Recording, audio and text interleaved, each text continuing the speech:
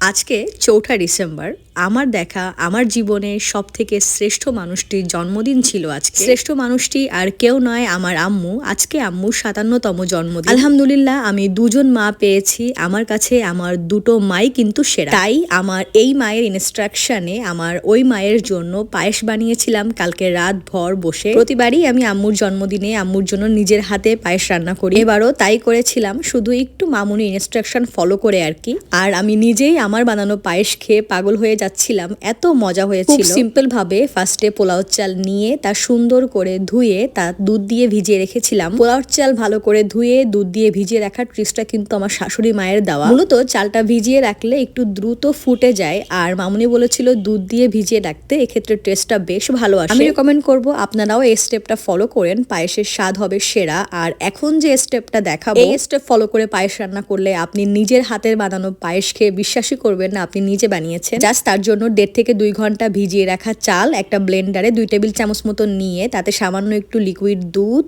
আর ১ মুঠো মতো বাদাম দিতে হবে। দেন ব্যাপারটাকে একটু স্মুথ টাইপের পেস্ট বানিয়ে রেখে দিতে হবে এক সাইডে। আমার বাসায় নর্মাল চীনা বাদাম ছিল, আপনি চাইলে কাজু বা অন্যান্য বাদামও অ্যাড করতে পারেন। আই গেস কাজু বা অন্য কোনো বাদাম অ্যাড করলে টেস্ট আরো বেটার আসবে। নিয়ে তো এবার আসি ধৈর্যের পরীক্ষায়, অর্থাৎ দুধ দিয়েছিলাম ১ কেজি মতো, তার মধ্যে ওই যে ১ মুঠো চাল ভিজানো ওইটা দিয়ে দিলাম, আর তারপরে ব্যাস শুধু ধৈর্য ধরে নাড়ার পালা। লিটারেলি আমি ১.৫ ঘন্টা প্লাস সময় ধরে শুধু দাঁড়িয়ে দাঁড়িয়ে একটু পরপর নেড়েছি আর পুরো রান্নাটা শেষ করেছি। মামুনির মতে পায়েসের টেস্ট নাকি আসে নিজের বিশ্বাস আর যার জন্য রান্না করা হচ্ছে তার উপর, ভালোবাসার উপর। কারণ অ্যাকচুয়ালি আমরা ভালোবাসার বহিঃপ্রকাশ কিন্তু বিভিন্ন ভাবে করে থাকি। যেমন আমার আম্মু কেক কাটাকাটি পছন্দ করে না, তার জন্য প্রতিবারই আমি একটু ডিফারেন্ট ভাবেই আম্মুকে এভাবে সারপ্রাইজ দিই। বলতে পারেন এটাও আমার একটা ভালোবাসার বহিঃপ্রকাশ মাত্র। আমরা কিন্তু মায়েদেরকে ভালোবাসি, এটা মুখ ফুটে বলতে পারি না, আমাদের কাজে কর্মেই তারা বুঝে নেয়। এ নিয়ে তো কথা বলতে বলতে আমার চালটা এদিকে ফুটে আসলো। দেন চালটা ফুটে বেশ দুধটাও কমে হাফ মতো হয়ে এসেছে। এবার এর মধ্যে অ্যাড করেছিলাম আগে থেকে পেস্ট করে রাখা বাদাম আর চালের যে মিক্সটা। পুরো ব্যাপারটা দেওয়ার পরে কিন্তু সঙ্গে সঙ্গে একটু ভালো মতো নেড়ে নিতে হবে, না হলে দলা পাকিয়ে যেতে পারে বা তলায় লেগে যেতে পারে। এমনিতেও পায়েস রান্নার পুরো ব্যাপারটা কিন্তু বেশ স্লো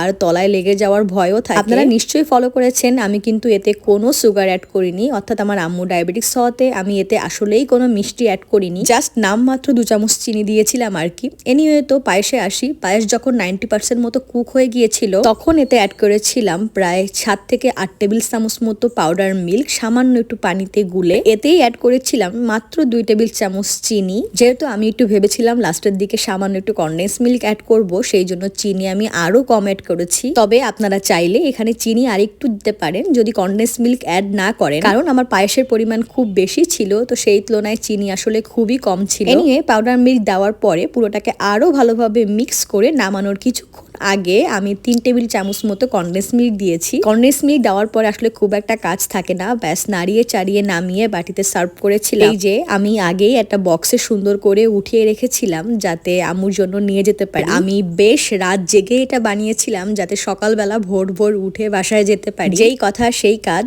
বেশ সকালবেলা উঠেই আমি রওনা দেই বাসার উদ্দেশ্যে। এই যে ভালোবাসা বয়ে নিয়ে গিয়েছিলাম আম্মুর জন্য, আর যে আম্মুকে নিজের হাতে পায়েস খাইয়েছিলাম। আলহামদুলিল্লাহ শান্তি কিন্তু এখানে। সবাই প্লিজ আমার আম্মুর জন্য দোয়া করবেন, আমি যেন যতদিন বেঁচে আছি এভাবেই আম্মুকে পায়েস রান্না করে খাওয়াতে পারি। অ্যাকচুয়ালি আমার আম্মু ছাড়া আমি একদমই শূন্য। আম্মুকে নিয়ে বলতে গেলে আজকের ভিডিও অনেক লং হয়ে যাবে, শুধু এতটুকুই বলবো আম্মুর ঋণ কখনো শোধ করা সম্ভব না, যদি এই সামান্যটুকু ভালোবাসা দিয়ে তাকে আগলে রাখতে পারি, এই ছোট্ট জীবনটা সার্থক মনে হবে। সবাই প্লিজ আমার আম্মুর জন্য দোয়া করবেন আর নিজেদের মায়ের যত্ন নিবেন। Thank you.